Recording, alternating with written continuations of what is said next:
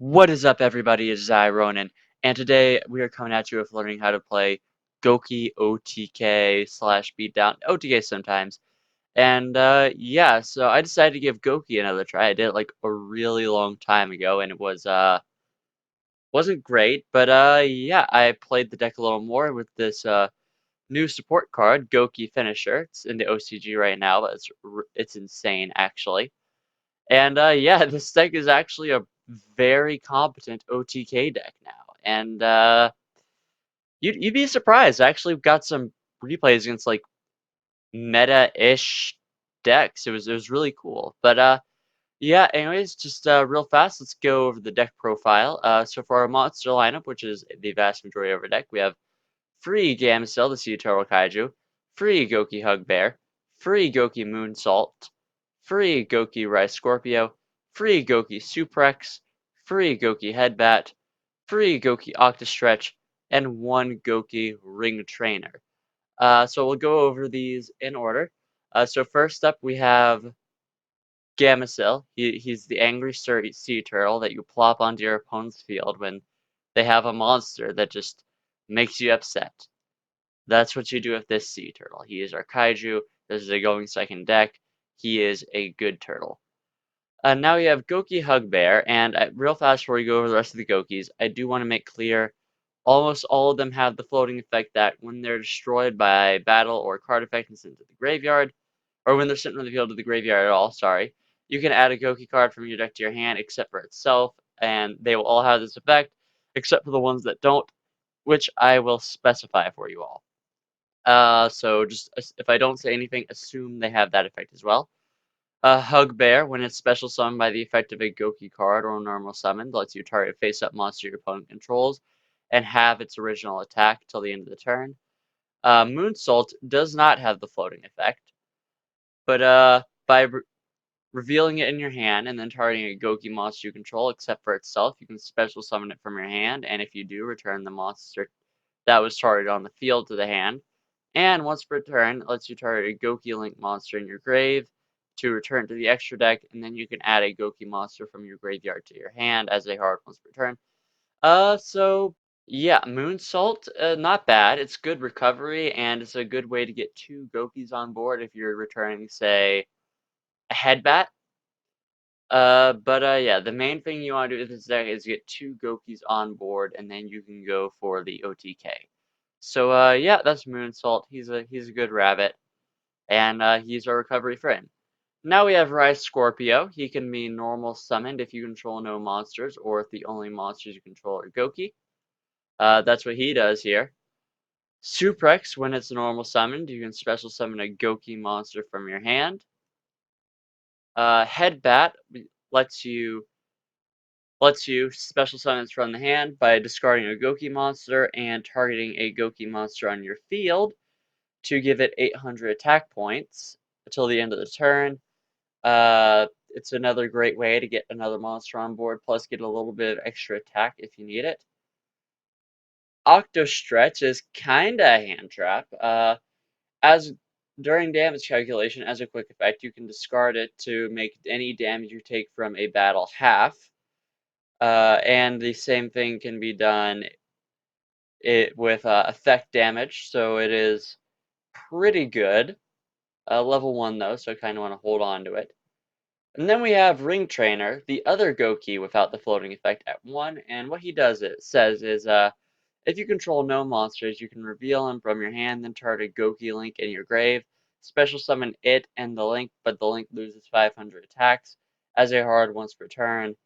And once per turn, while you control a Gouki Link monster, this card cannot be destroyed at battle, though we hardly ever use that effect. But yeah, that's the monster lineup. The big thing you want is to be able to get two Goukis on board. If you can do that, you are basically set for the whole combo, which we'll go over when we're done with like going over each individual card. But yeah, basically everything is designed around getting two Goukis on board as best you can, except for Ring Tainer, who is searchable and at 1 because sometimes we need to recover. And it's pretty good. Alright, now for our spell lineup, we have Reinforcement of the Army, Gouki Finisher, free Dark Hole, free Gouki Rematch, one Monster Reborn, free Mystical Space Typhoon, and free Called by the Grave. Most of these, I think you already know what they do. Rotor-Search level 4 Blow Warrior, Dark Hole, blow up every monster on the field. Rematch, Monster Reborn for 2 Gokis in defense mode as a hard one's return. Monster Reborn, regular Monster Reborn. It reborns monsters. Mystical Space Typhoon, pop a back row. Called by the Grave, stop a hand trap. So the only thing we really need to go over is Gouki Finisher. So Gouki Finisher is really cool. So it lets you target a Gouki link you control, and until the end of the turn, it gains attack points equal to its link rating times 1,000, and it does piercing damage to your piercing damage. And for the rest of this turn, after the card resolves, you are locked into attacking with Goukis. But that's fine because, as the name suggests, it is the finishing move, as it were. Give it to a link 4, it has like at least 7,000 attack. So yeah, it's really good. You only run it at 1 though. Because you only really need it at 1, we do have an extra in the side just in case though.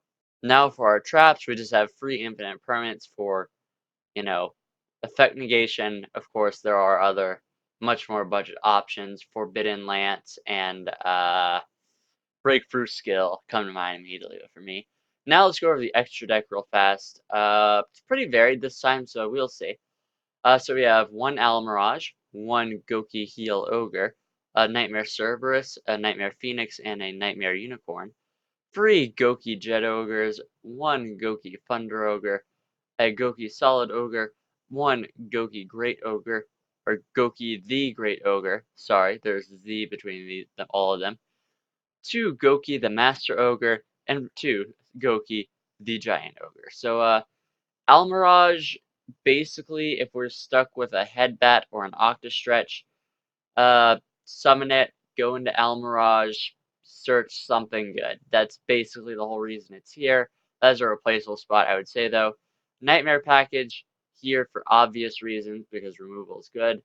Now let's go over the actual, like, important Gouki cards you'll be using for the Actually, yeah, well, let's go over the important Gouki cards for the combo. The important cards are Jet Ogre and Master and Giant Ogre. So Jet Ogre requires 2 Gouki monsters to summon it. It's a link to a 2,000 attack. And once per turn, lets you target a Gouki card you control to destroy it. And if you do, it changes all monsters on the field to face-up attack position. And if it's sent from the field to the graveyard, you can make all Gouki monsters you currently control gain 500 attack till the end of the turn as a hard once per turn. So, he is here to help us go into Master Ogre or Giant Ogre. Let's go over Master Ogre first. So Master Ogre is a link 4, requires 2 or more Gouki monsters to make, and once per turn, as a quick effect, he lets you return cards to the number of Gouki monsters he points to, that is. And then you can target the same number of monsters face up on your opponent's face up cards your opponent controls, sorry. And they have their effects negated till the end of this turn. And it can attack all monsters your opponent controls once each. However, it has to target the monster with the highest attack. So a pretty good way to clear out a board by battle. And then we have Gouki the Giant Ogre. It requires 3 or more Gouki monsters to make, also a link 4. And it cannot be destroyed by battle and is unaffected by the activated effects of your opponent's monsters with attack less than or equal to it. So it's kind of like a more relevant towers, I would say, because it's not level based. And when your opponent activates a card or effect that targets it, you and or monsters this card points to as a quick effect, you can make it lose 500 attack, and it negates the activation, and once per turn as a quick effect, if its attack is different than its original attack, you can make it gain 1,000 until the end of the turn. So, very good, and now we can really go over the combo. So you get 2 Goukis on board, then you go into Jet Ogre. So as long as one of those Goukis floats, you search Gouki Rematch as well as Gouki Finisher. Then you activate the rematch, bring back 2 more monsters, link up into Master Ogre or Giant Ogre, depending on what the situation calls for. It will vary. Then you won't get any more searches after that. However, at that point, the Jet Ogre will give that monster 500 more attack points. Then you can use Gouki Finisher to bump it up to a clean number. Generally speaking, on open board, you want to go for Gouki the Giant Ogre because all the effects taken into account, it will get to exactly 8,500 attack, so enough to stop a target negate and attack through things. So yeah, it's a pretty solid combo actually, and it can play through a fair bit of things just because there are multiple ways to get monsters on board.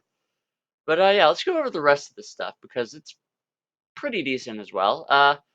Gouki, the Great Ogre, has the best arrows, requires 2 or more Goukis, and all monsters on the field lose attack equal to their original defense, and if it be destroyed by battle or card effect, it lets you destroy one monster this card points to instead.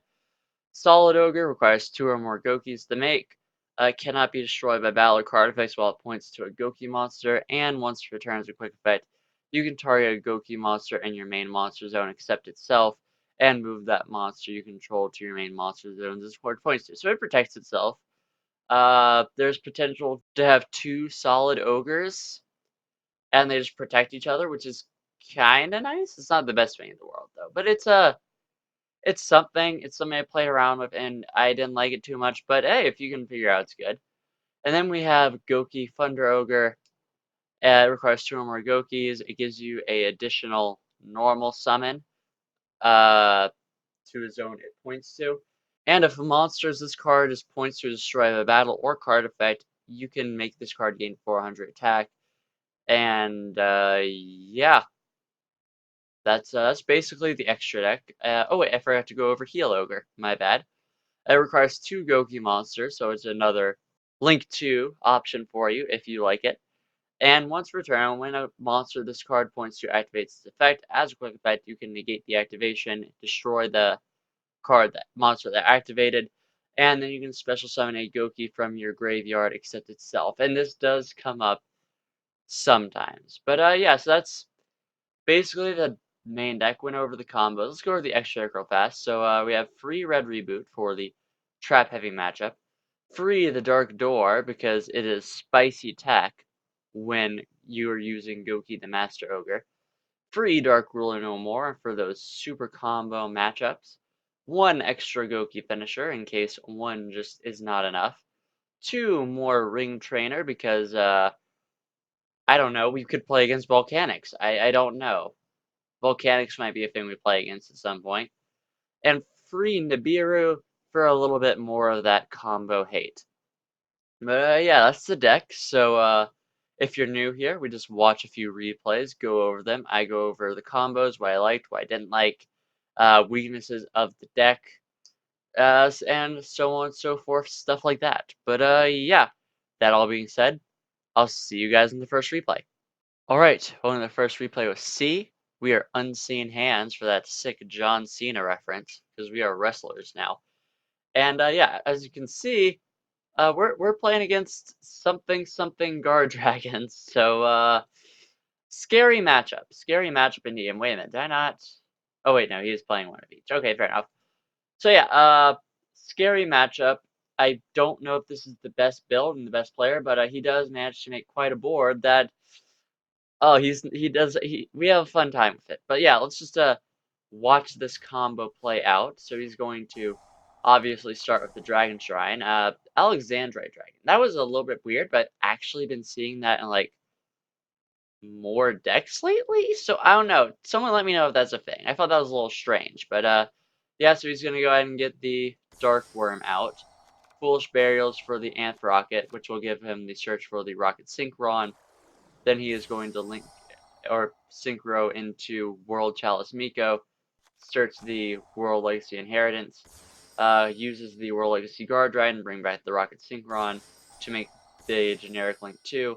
Ib's going to get him out yet another dragon monster to use, so he uses it to make LP. Then he is going to go ahead and use World Chalice Guard Ride to revive the Alexandrite, which he uses to make Pisty, and then he is going to summon Red Eyes MD, which will get him the Amp Rocket from the Abzorad Dragon. Sorry, my bad. Yeah, so he goes ahead and links into Saryuya. Saryuya gets him some draws. He's going to use Pisty's effect to bring back Red Eyes MD. Red Eyes MD is going to bring back once again the Rocket Synchron. He's going to link into Agrafane. Agrafene's going to give him the Red Hot. Then he is using World Legacy Guard Dragon to move his Red Hot. He uses the Quick Revolve to bring the Rocket Tracer out. Then he's going to go ahead and summon the Collapse Serpent, makes the spheres, uses the Tracer to pop the World Legacy Guard Dragon, summon Silver Rocket, makes Boral, loads Savage Dragon. We are going to lose a monster from our extra deck, unfortunately, in a second here, I think. But he's going to Monster Reborn, bring back Red Eyes MD, make the Triple Burst for that Battle Phase negation, search the Wyver Burster, out comes the Silver Rocket. Then he's going to make Borload. I kind of disagree with that play. I feel like he probably should have hung on to the Celestial Spheres, though we do have the Called, so it's like probably fine that he did that. But I don't know. I feel like it would have just been smart to hold on to it. But yeah, so he's going to go ahead and pop the Silver Rocket to banish a Great Ogre from our extra. Then he is going to put out the Wyver Burster. Then during the end phase, he is going to get a Tracer back, which is going to be combos for him. So we go ahead and open up with the, but yeah, this, as you can see, outside of like the Wyver Burster being here for some random reason, this is a decent board actually. But yeah, so we're going to go ahead and use the MST, try to pop that. I don't know if it would get rid of the Boral counters, but I do know this would get rid of the attack points, so I'm going for it. He's going to go ahead and negate it. I mean, someone let me know. Would getting rid of the equipped monster get rid of the Boral counters? Because I'm really not sure. Yeah, he might have thought it did, so he's going to go ahead and negate that MST. We use the Suplex. He's going to go ahead and negate. And he's using the Tracer to pop the Wyver Burster to get another rocket from deck. So that our Super was negated. Thankfully, we expected that. So we have the Headbat ready to go. So we have that special summon to the field. Then we're able to make Jet Ogre. We're going to be able to get a couple searches off of these guys now. However, Borload Savage, just Borload, is going to target the Magna Rocket to send Jet Ogre to the graveyard. So yeah, that's popped. So we add the Ring Tainer and the finisher. Because we currently have no monsters on the field. Ring Tainer will be live, plus having a Gouki in the graveyard is going to let us use him. So Ring Tainer brings himself out, as well as reviving Jet Ogre. Then we use the rematch to bring back our two boys. We go ahead and link into the Master Ogre, who's going to gain 500 attack points due to the effect of Jet Ogre. And then we are going to get another search, thankfully. So we go ahead and add the Octa Stretch in case things go badly. We'll be able to defend ourselves somewhat in the next turn. Then we activate Gouki Finisher to have a 7,300 attack Master Ogre plus Monster Effect negation if we need it. And we're just going to attack all of his monsters for game. And as you can see, that is basically the OTK. Okay, it can do that. You know, we played through like 3 disruptions, I think. Well, two negates and a disruption is what we played for, which is pretty solid, I think. And I don't know, I think this has some real potential as a deck. I really do. But you know, you might have thought, you know, maybe that was just lucky. You know, the opponent was a lamer. He negated the MST. That wasn't very smart. But yeah, you might be thinking that. So you know, we have another replay coming right up, and I'll see you guys there. Okay, one of the same replay with Player, who is using crawlers, and you might be thinking, Ronin, why crawlers? Crawlers is not a meta deck. You just showed freaking guard dragon rockets, like, and this is crawlers. Well, I'll tell you, fair point viewer, why I'm showing this replay against crawlers, because he is going to summon a very hard to out monster, and we're going to out it through in-archetype means. But let's begin. So our opponent is going first. Yoza has the World Legacy Survival. Whiffs on it a little bit, unfortunately for him. He's going to set the Glia, or the Glial, which is going to give him potential summons, which is fine, and pass it up. Now here I was admittedly nervous about the Deus Ex crawler being a thing, so I decided to go ahead and kaiju over that, so I would not have to deal with it. And as you can see, we do have, yeah, we have the full combo here pretty much for the OTK. The finisher is in hand, which is fine, not ideal exactly, but still okay. So yeah, we're gonna go ahead and continue with our turn. We get 2 Gokis on board, make the Jet Ogre, get some searches, add rematch as well as Hugbear for later uses. Then we activate rematch to bring back the boys. Go into Giant Ogre. Jet Ogre is going to give it 500 attack points. We go ahead and use discard the Hugbear to give our Headbat on the field, as well as powering up our Giant Ogre a little bit more. We use Giant Ogre's effect to give it 1,000 more attack. Then we use the Gouki finisher for a 9,300 attack point Gouki, and that's about 7,100 damage right there. So, not an OTK, and if we had left the Glial there, then it would have been an OTK. I was just pretty nervous about the Deus Ex crawlers, but yeah, fairly certain I just misplayed there, and that's my bad. But yeah, we set the called and passed turn. It is now our opponent's turn. He is going to set World Legacy's Mind Meld, which is very good. Worm Bait for the bait, I suppose. As well as the Spine, which is perfectly fine, I would say. But it's our turn once more. We get the Rise Scorpio, who we are going to normal summon without tributing because we only control Gokis. Link away into the Jet Ogre to go ahead and get a couple more searches of Rematch and our Moonsault. We activate Rematch to bring back these two. Moonsault's going to bounce the Headbat back to our hand. Then we use the Jet Ogre's effect to pop the Rise Scorpio in order to switch everything into attack mode, attempting to really go for game here. He's going to try to stop our he's going to go ahead and try to stop the Giant Ogre. Not really going to work out for him though, but he is going to bounce the Spine with the Mind Meld, which will give it its float effect, by the way. So he's going to be able to get 2 more crawlers from deck, i.e. Glial and Deus Ex. So that's pretty spooky, actually. So we go ahead and make the Great Ogre, so he has less powerful defensives. And our Jet Ogre on the field is going to give us another 500 attack points for everybody.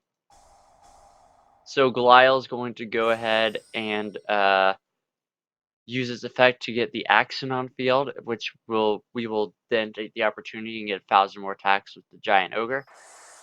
We attack over the Deus Ex Crawler, and our opponent's going to flip the Axon, use it to try to pop our called. He did top the Manhunt, unfortunately. So we're going to go ahead and use that call to banish the Deus Ex Crawler. Now he is going to summon the Spine, then use the Worm Bait to go ahead and get 2 Worm tokens on the field. He makes Link Karibo, makes the Nightmare Cerberus, uses effect. We're going to go ahead and negate that because we kind of want to hold on to our Great Ogre. So yeah, that's negated. Then he's going to make the Security Dragon, which lets him go into the Aphromax. Now, as you all know, Aphromax, not an easy monster to out. It's very strong and very bad. And we do it through archetype means, which you guys will all see in a second though.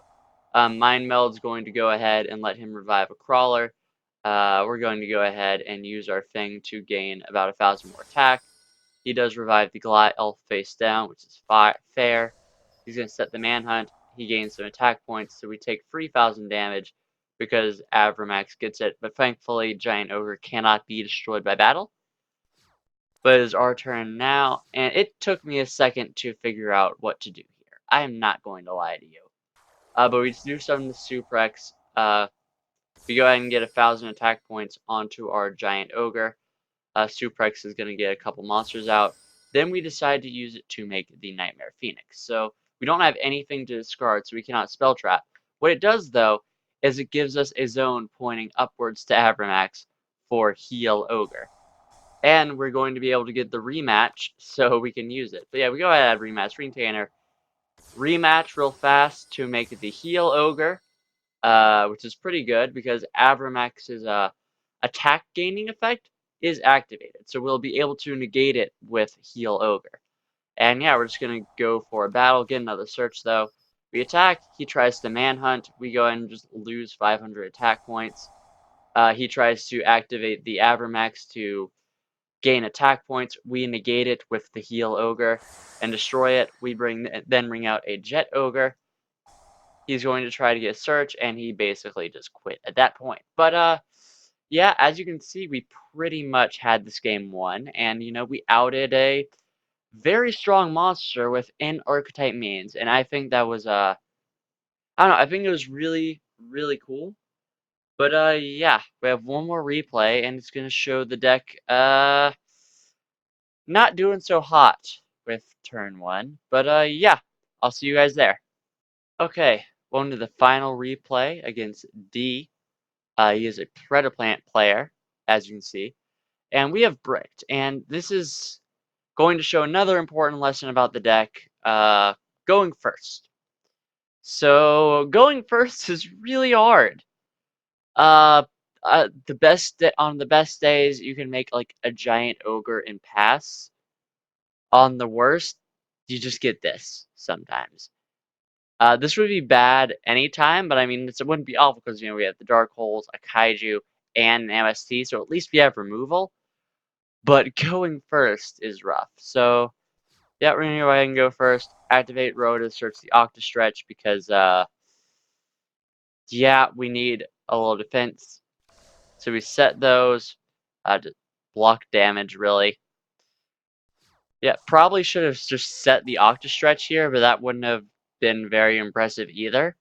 So yeah. So he's gonna go ahead and Twin Twister, use the Preda Practice to get the Ortho Scorpio out. He can get a search. Ortho Scorpio is going to let him get out fusiony things. He will attempt to OTK here. Because he does have that sick battle phase fusion he can do. And to the name I can't pronounce. And he's going to attack. He sets the Preda Planning, and yeah, he's going to pass it up to us. Not great. We use the Dark Hole at the very least, and hope he can't put 27 on board, which he can't, thankfully, so we are getting very lucky here. We're going to go ahead and Wisen up finally. Set the Octastretch. So he summons the Camille Sundew, attacks over Octastretch. Octastretch gives us the Suprex. Now he's going to activate Preda Planning to give some Predator counters to the field, which will let him revive the Hydra. We have yet another Dark Hole, though, so it's fine. And now we can OTK combo. So you guys have seen this play before. I don't think I need to explain it, but we will be getting some searches here. We activate, and now we have 8,500, and we attack directly. So, yeah, we did manage to pull that one out. Admittedly, Predaplanets are kinda weaker deck, but yeah, going first with this deck is like, it's just rough in general. Like, this is a straight up pure go hard, go second, and kill him deck. So yeah, that's kind of the issue. But I don't know. Let me know what you guys think of the deck. I thought this was really cool.